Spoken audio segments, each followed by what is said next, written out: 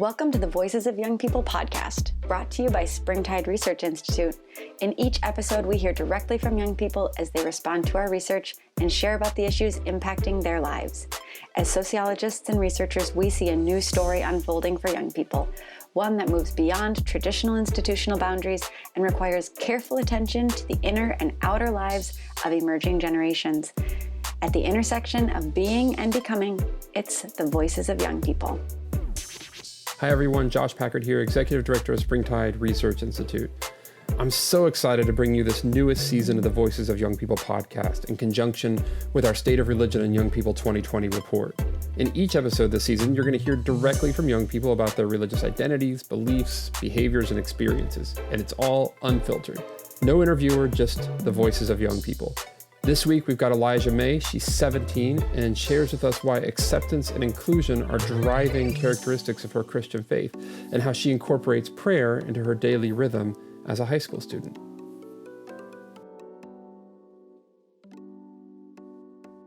Hi, everyone. My name's Elijah May. I'm 17. I'm from New Jersey. I love the performing arts, so I'm definitely big on acting and dancing and singing. I identify as a Christian, and I'm a rising junior in high school. Being a Christian to me just means that I can have a relationship with God. It doesn't have to be, I don't have to mimic anyone else's relationship with God. I know that every Christian is different or that everybody practices differently. So for me, I just try to accept everybody in the name of my higher power, if that makes sense. Something that has been on my mind for years and years. I remember when Ariana Grande came out with the song God is a Woman, I was definitely questioning what I saw God as. Did I see him as a woman? Did I see him as a man?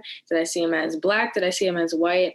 I see God as a Black man. And the reason I see God as a Black man is because I feel like Christianity has definitely enforced this idea of a Eurocentric man being a higher power or someone with Eurocentric features. And I don't necessarily believe in that. I believe in, why not incorporate some color? And also, like I said, you don't have to go by everybody's idea of Christianity or by higher power. So that's just what I believe. I see him as a Black man, so that's why I pray to every night. I try to go to church as much as I can, but I do attend a school that's in a very remote area. So it's hard to go to church when I can. But when I do attend a Christian church. I usually attend churches that are more Unitarian, if I may say, because a lot of Christian and Catholic churches are not accepting of its people, which I don't understand.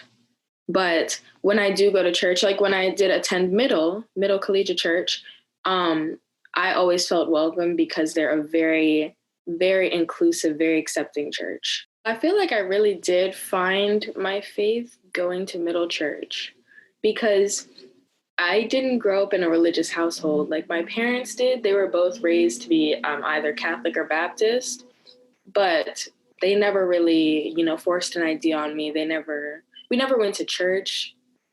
People around us, like my family is very, very religious, but I never grew up around religion specifically. So when my mom and I first started attending middle church, which I think was 3 years ago now, it's crazy to think, which I think was 3 years ago now, we really did find a place where we could connect with God. It was a very, very sacred place for us.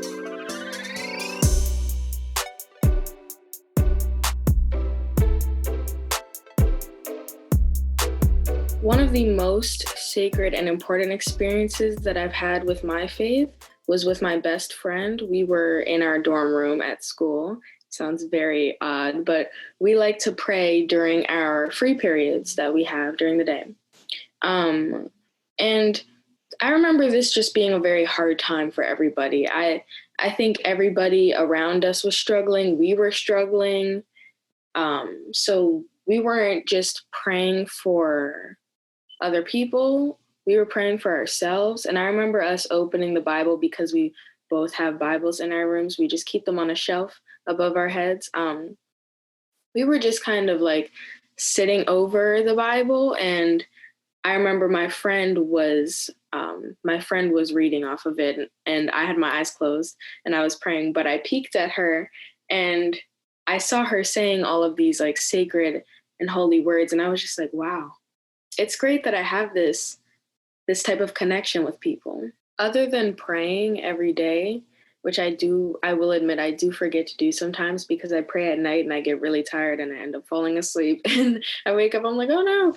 But other than praying, it's very important to me to engage in community service. It does not even have to be connected to your religion or your higher power. I feel like through, the word of your higher power, through what your higher power believes in, you can do good and you can help other people.